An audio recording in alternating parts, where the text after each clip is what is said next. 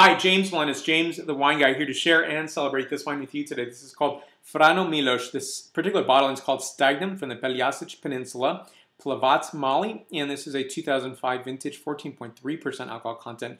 Beautiful label here. I think it's just this mystical expression of what is inside. That is, yes, I talk about demystifying wine, but there's another level of a well-crafted bottle of wine that takes you to another level.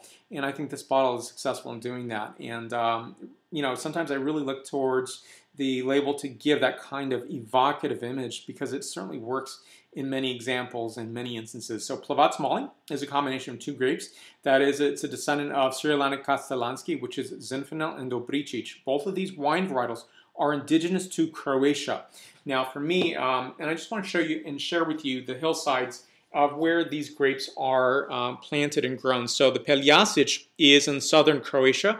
It is on the water side and it is facing or near the Adriatic. So these very steep slopes that produce evocative, beautiful, gorgeous Plavac Mali.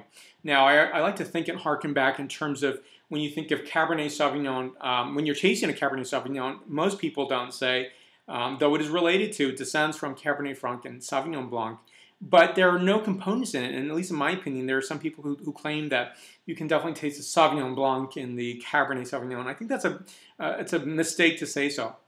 And the reason is for the longest time, nobody ever suspected those were the two grapes responsible for Cabernet Sauvignon. And if you think about it, you weren't hearing that 20 years ago before that discovery was made. So that DNA pathway that was discovered, nobody was saying that because that would have been something that would have been not known at the time. So that's why I steer away from that. Now, there are components to this that say, for a moment to me, Zinfandel. I've never tasted Dobricic, so I'm not really sure what this wine varietal tastes like, and I don't know of any bottlings that are exported.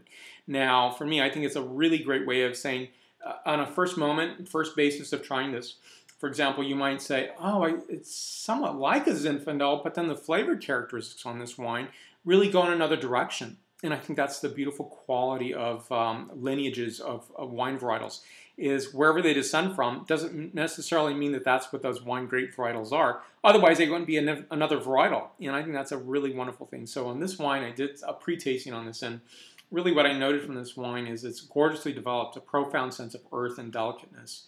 It's a handsome wine, masterfully crafted, showing its touch of winemaker and geography. So I'll take a taste of this wine and tell you what it's like. Here we go.